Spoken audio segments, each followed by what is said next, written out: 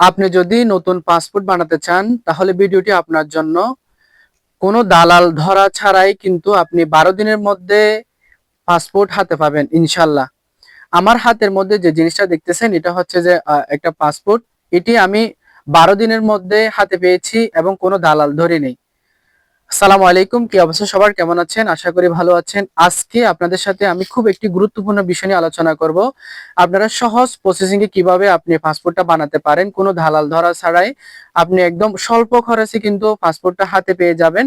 আমি আপনাদের সাথে যদি একটু বিষয়টা নিয়ে একটু যদি আলোচনা করি ডিটেইলে।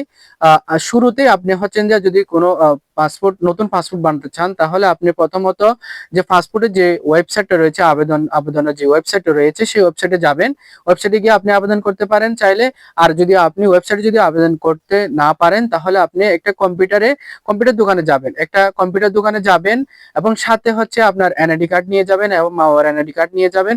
আপনি প্রথমত আপনি পাসপোর্টের জন্য অ্যাপ্লাই করবেন। দেন অ্যাপ্লাই কপিটা আপনি হচ্ছেন যে নিয়ে একটি সরকারি কোন একটা ব্যাংকে গিয়ে আপনি ব্যাংক ড্রাফট করবেন। দেন হচ্ছেন যে আপনি এর পরের দিন বা ওই দিনই আপনি চাইলে কিন্তু যে পাসপোর্ট অফিসে গিয়ে আপনি আপনার ফাইলপত্রটা জমা দিতে পারেন।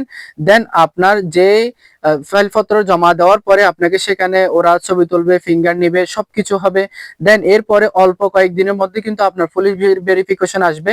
এই পুলিশ ভেরিফিকেশনটা আপনি যত আর্লি করাতে পারবেন আপনি তত আর্লি আপনি হচ্ছেন যে পাসপোর্টটা হাতে পাবেন।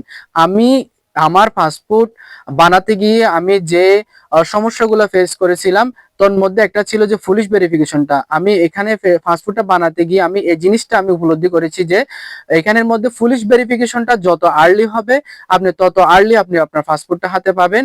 সো আপনি চেষ্টা করবেন পুলিশ ভেরিফিকেশনটা যেন একটু আর্লি করাতে পারেন, তাহলে কিন্তু আপনি অল্প সময়ের মধ্যে কিন্তু আপনি আমার মতো 12 দিনের মধ্যে আপনি কিন্তু পাসপোর্টটা হাতে পেয়ে যাবেন। সালামু আলাইকুম, সবাই ভালো থাকবেন। ভিডিওটি ভালো লাগলে অবশ্যই শেয়ার করে দিবেন, অন্যকে দেখার সুযোগ করে দিবেন।